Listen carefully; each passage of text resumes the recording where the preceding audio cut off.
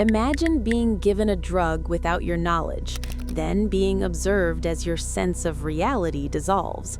You are not under arrest, you have not volunteered, and yet, somewhere behind a one-way mirror, government researchers are taking notes. This is not fiction, this is history. Between 1953 and 1973, the United States Central Intelligence Agency conducted a secret program known as MKUltra. Its purpose was to explore methods of controlling human behavior through drugs, psychological manipulation, and extreme experimentation. For 20 years, this program operated largely unchecked, hidden behind layers of secrecy and justified by fear. MKUltra emerged during the Cold War, a period when intelligence agencies believed the human mind itself had become a battlefield. Reports that communist governments had successfully brainwashed prisoners of war triggered panic within U.S. intelligence circles. If enemies could control minds, American officials feared they had already fallen behind. This video examines MKUltra chronologically, how it began, why it expanded, and how it was ultimately exposed. Drawing from declassified documents, Senate hearings, witness testimony, and contemporary media coverage, this is the story of a program that blurred the line between national security and human experimentation. For those familiar with modern storytelling, some of the experiments described here inspired popular culture, including series like Stranger Things, where secret government labs and mysterious experiments shape the narrative, though in reality, the consequences were far more tragic. In the early 1950s, Cold War tensions intensified rapidly. The Korean War had ended, but psychological warfare appeared to be escalating. Intelligence reports suggested that American prisoners had been coerced into false confessions through psychological techniques. Whether these claims were accurate mattered less than how seriously they were taken. In 1953, CIA Director Allen Dulles authorized MKUltra. In a speech that same year, he warned of a new kind of warfare that targeted the mind itself. MKUltra was designed to investigate how thoughts, memories, and behavior could be manipulated or broken for interrogation and counterintelligence purposes. Rather than a single project, MKUltra became a vast network of over 150 sub-projects. These experiments were outsourced to universities, hospitals, prisons, and research institutions, often through front organizations that concealed CIA involvement.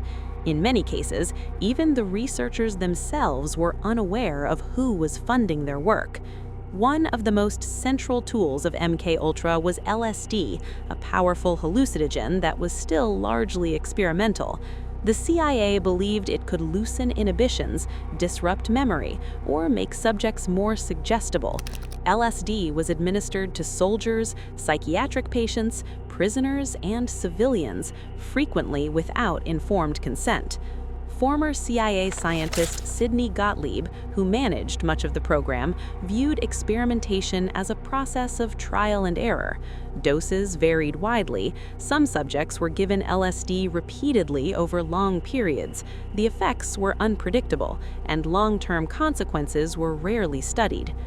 Beyond drugs, MKUltra explored hypnosis, sleep deprivation, isolation, verbal degradation, and electroconvulsive therapy.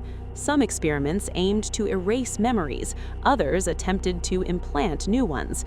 In certain cases, patients were subjected to weeks of sensory deprivation followed by aggressive psychological conditioning.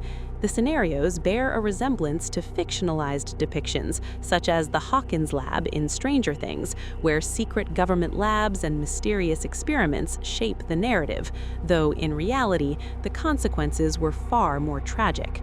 For most of its existence, MKUltra remained completely hidden from the public and the press. Media silence was not due to lack of interest, but lack of access.